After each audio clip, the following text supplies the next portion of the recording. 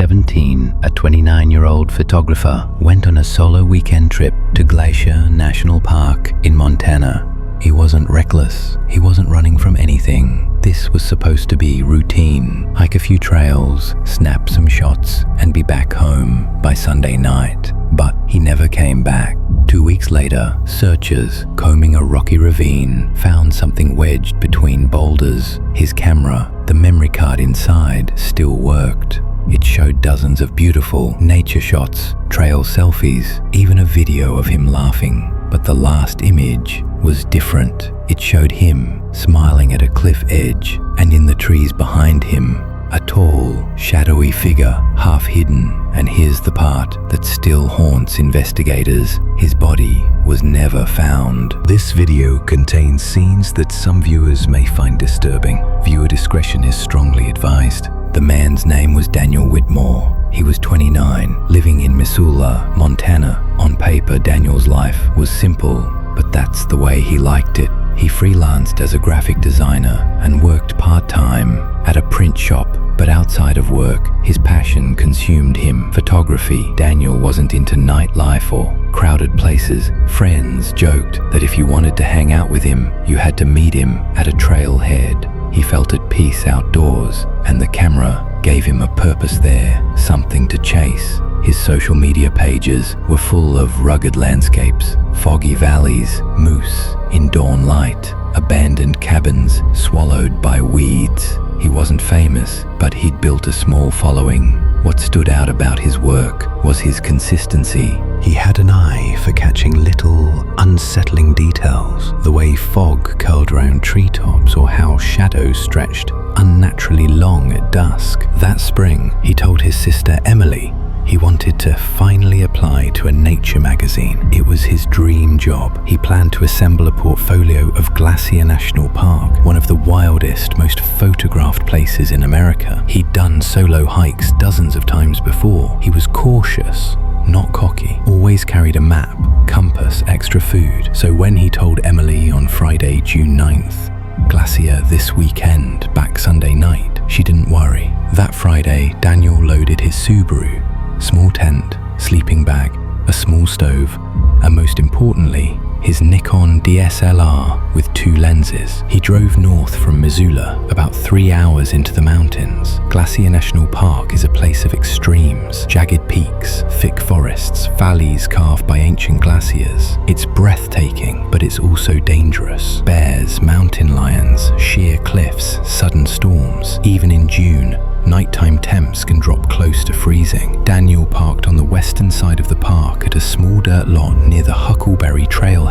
Rangers later noted his car had a permit visible on the dash, meaning he'd checked in properly. Inside the car, a cooler, extra clothes, and his phone charger. Missing his backpack and camera. That was the last time anyone saw him. On Monday morning, Daniel's boss called his sister, saying he hadn't shown up for work. At first, Emily thought he might have stayed an extra night, but by evening, when calls went straight to voicemail, she panicked. She drove to Glacier and found his Subaru still at the trailhead. Rangers opened an official case. By day 2, the search was in full swing. Helicopters circled valleys, scanning for bright clothing. Volunteers spread along trails. Cadaver dogs swept drainages. Nothing. Here's what baffled searchers. Normally, lost hikers leave a trail.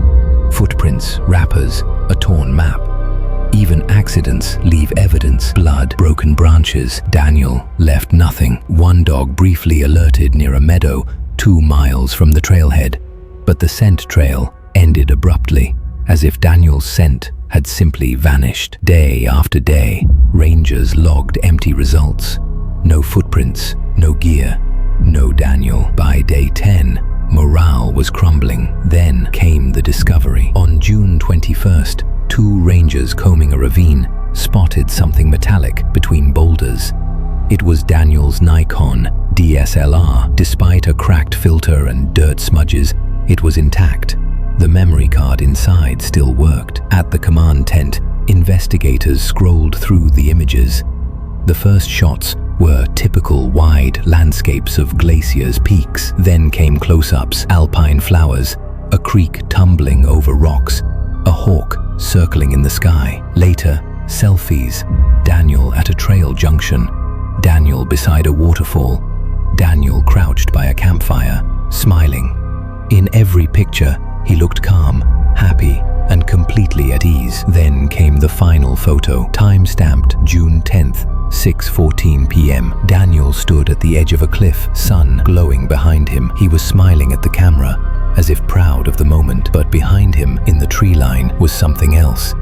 A tall, dark figure, upright, still, proportioned like a human, yet too tall, the limbs too long, the shape blurred, but undeniable. Investigators were chilled.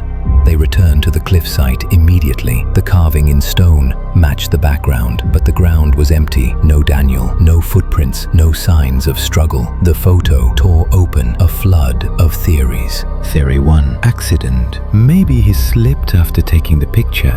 Searchers rappelled down the ravine. Nothing.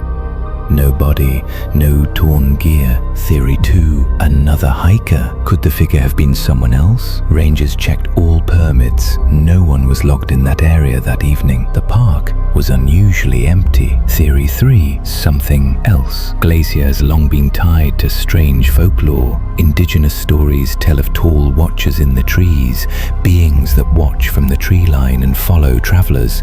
Locals whisper of shadow figures spotted on ridgelines at dusk, shapes too tall to be human. Many dismissed these as legends, but the figure in Daniel's photo looked eerily similar and real. Despite weeks of searching, no more evidence surfaced. Daniel's family eventually held a memorial the following spring. His sister keeps the camera locked away. She has admitted she can't bring herself to look at the final photo. Online, the image spread quickly. Some say it's a trick of light, a tree resembling a figure. Others insist it's proof of something unexplained. But here's the part that makes people uneasy. If Daniel framed the shot himself, he must have seen what was standing behind him. So what happened to Daniel Whitmore? Did he fall, his body lost forever in Glacier's ravines? Was there another hiker, someone never logged, someone who didn't want to be found? Or was the figure in the photo something else entirely, one of the watchers the locals talk about? That was his last known report. A single photo and a shadow in the trees.